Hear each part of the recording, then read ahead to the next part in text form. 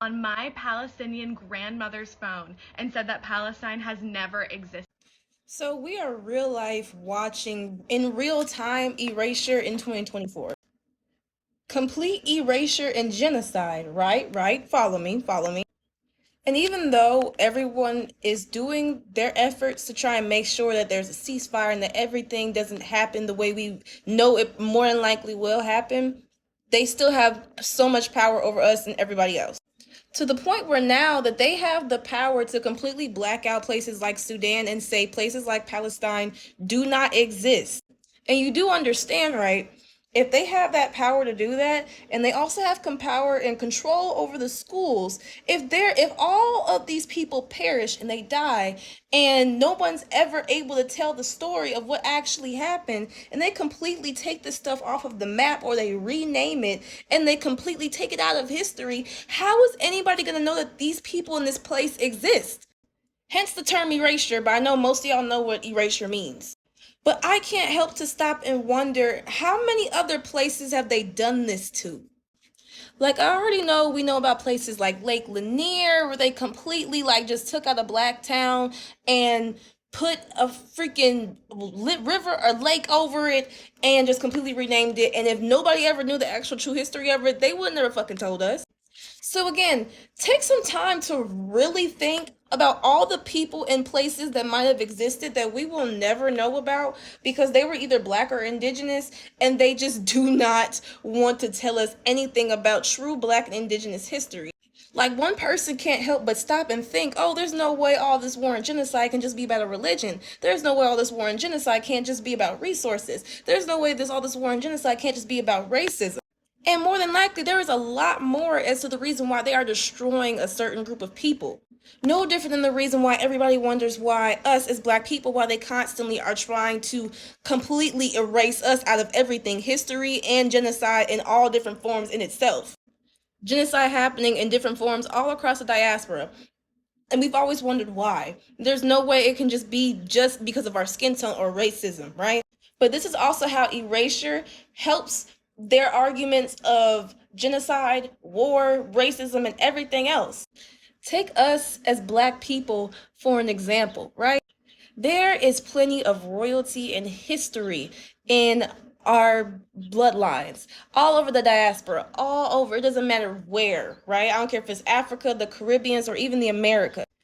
But they have reduced so much of our history to just slavery, and the only history they tell us about even Africa is just, oh, you were just living in huts.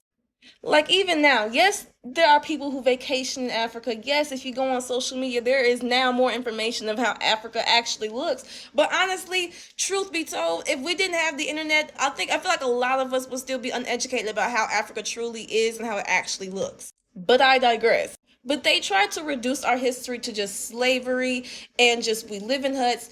For years in America, they just showed us that Africa was poor. And once you learn our true history, you understand why they have been attacking us for so long.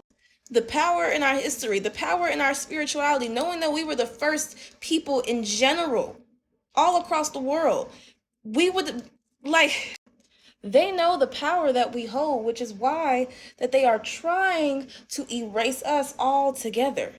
Especially knowing the dues that they owe to our ancestors and the people that are still buried underneath these cities, these landmarks, everything. They know what's coming. And they are trying to avoid it by doing things like erasure and genocide. Like, I recently went to, I know this is going to be a long video, but I recently went to the Cincinnati Museum, right? On a whim, I was just bored. I live in Indiana. I don't even live in Ohio. Bored, wanting to go somewhere, right? But I feel like it was divinely led because when I got there, pretty much the entire museum, when you first walk in, is ancient Middle Eastern spirituality, the scrolls, everything. Like, it's beautiful, right? That area has a very beautiful and very powerful spiritual history, right in that whole area of the Middle East. And even after so many years of colonialism and things like that, most people don't even know about a lot of the ancient history and the ancient spirituality and mythology that comes from the Middle East. But this is also why that's exactly why erasure helps them. When you don't truly understand why, it's very hard to understand or even see their attacks coming. And I know that doesn't make sense, and it's not blaming anybody, but when you're just blindly, you don't even understand why a person is attacking you, it also makes it a little bit more difficult to fight back because you don't know where to look of whatever they're hiding. I don't know how to explain it, but I think you get what I'm saying. But just stop and really think, like, if they are putting in this much effort to erase a whole group of people that we know exist in real time, literally imagine how many Black and Indigenous people around the world that they have completely just killed and pillaged and completely erased and that we will never know about.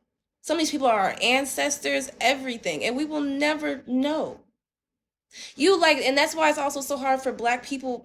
I'm talking about I'm talking about everybody right now who's ever been marginalized or is a victim of colonialism. But Black people also, like, this is also why it is so hard for us to trace back our lineage, because of how much erasure that has happened and how much murder that has happened.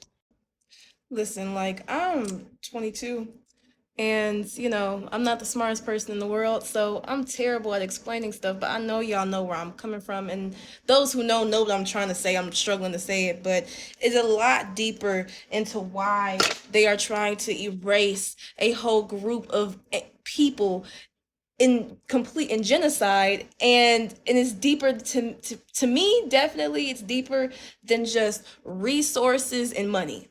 It's definitely deeper than just simple, oh, I'm just racist, or even about religion. Like, I don't know. To me, this just seems a lot deeper than all of that. I feel like there's a lot more history involved that we don't know about. All kind of stuff that's happening. Like, there is a ancient library that we have in this world that you cannot go to. Like, you have to literally be somehow plugged in with the elite and got a lot of money. And they said that literally the books in that library will change everybody's, and they said everybody's, not just Christians, not just monotheistic religions, everybody's opinion on the way of life and how life was created in history in general. So I know I may not have explained this video well. Hopefully y'all stay to the end, and hopefully I'll leave some good comments. And because I know that's the first thing I thought about as soon as I seen this video, that this is a lot deeper than what they want to portray and what they want to say, and a lot deeper than they will probably ever tell us, and a lot deeper than we will probably ever know. So, but hey, let me know what y'all think in the comments.